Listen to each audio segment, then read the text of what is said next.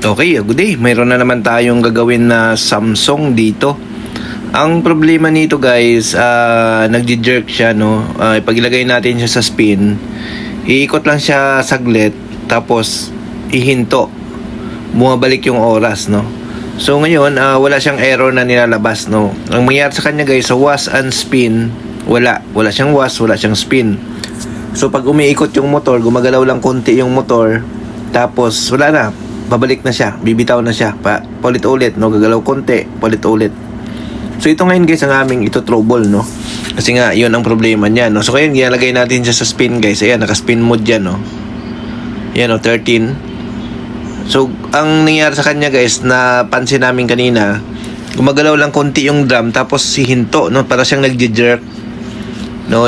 Kaya ito trouble namin to ngayon guys, titingnan natin. So nandito tayo ngayon guys sa Langkaan, Dasmariñas, Cavite, no? So nandito tayo nag-service ngayon para ma-check natin ito, no? So common problem ito guys sa mga ganitong model, no? I-double check nyo guys maigi ang pag-trouble sa ganitong model, no?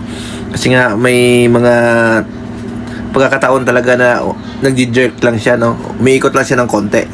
So take note nyo guys, yung mga ganitong model, wala itong hall sensor. Hindi ito tulad sa mga old model na mayroon siyang hall sensor na pag nagji-jerk siya, automatic doon tayo nag-check sa kanyang hall sensor. So ito po, wala siyang hall sensor. So ang kanyang ano nito ay diretso sa motor at sa board na, no? Wala siyang hall sensor na ginagamit yung ganitong model. So yan nga guys, nitesting namin. So ayaw niya guys umikot, no? So medyo matagal talaga bumaba yung washing machine nito. Pero napansin namin siya, gagalaw lang siya ng konti tapos bumabalik na. So ito ngayon guys ang aming tingnan, no? Ang gagawin natin dito, at tingnan natin to. Ito, sinilip ko na nga dito yung mga wiring, baka kasi may mga putol. So wala naman, okay naman, no? So ngayon, next namin na titingnan, pahigain natin to. I-check natin guys yung baba para makita natin.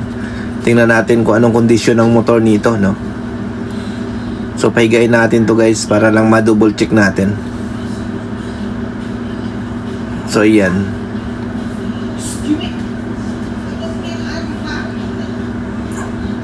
So ayan guys, iniikot natin. Smooth naman siya guys, so walang problema. So ginawa namin yan guys, inopen natin yung pinaka-clutch, hinatak natin, tapos inikot natin. So smooth naman yung gearbox niya, walang problema, no?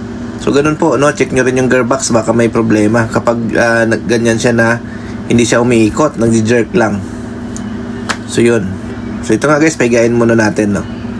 So nung pinahiga namin guys, napansin namin kinalawang na yung pinaka motor niya, yung magnetic, no? Yung sa magnetic niya, kinalawang niya. Pero bandang labas lang, wala naman sa loob, no? So smooth naman siya guys, ikotin. So wala naman siyang, yung clutch niya okay naman. Smooth siya ikotin, maliban lang doon sa kalawang na nakita natin. So ayan. So ito nga guys, binaklas natin para lang ma-double check natin, no? So smooth naman, walang problema yung kanyang motor.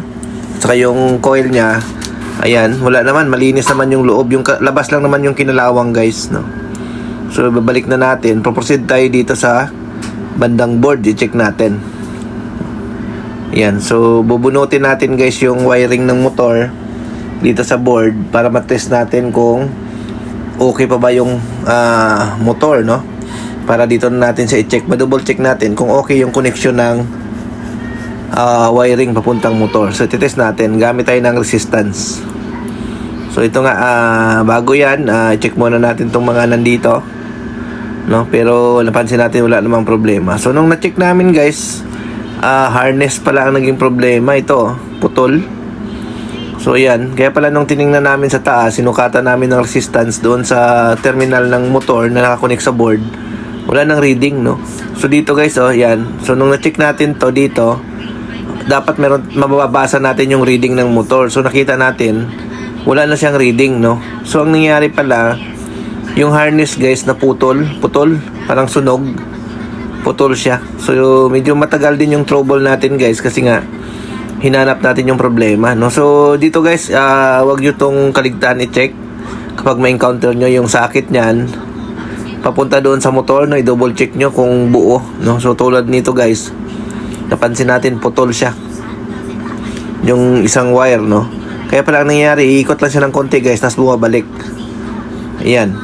So, ang gagawin namin dito, hinangin namin to yung naputol na wiring para ma-check natin, no? Para mapagana natin, no? So, kanina kasi, ayan, no? Ayan, kung mapansin nyo guys, yan yung pula, yung putol, para siyang nasunog. Kaya pala wala na siyang reading, no? Doon sa taas, no? So, kung ni-reading nyo guys kasi yung terminal ng motor, so, siyempre, good yung makukuha nyo. Tapos, hindi nyo ma-reading yung harness, no? So, dapat guys, doon kayo sa taas mag-grid para makuha nyo yung reading ng motor na tama, no? So, putol pala, no? So, kailangan talaga guys sa mga ganitong problema, masinsin na troubleshoot ang gagawin nyo. So, yun. Ayan na, tinitesting natin guys. So, okay na siya, no?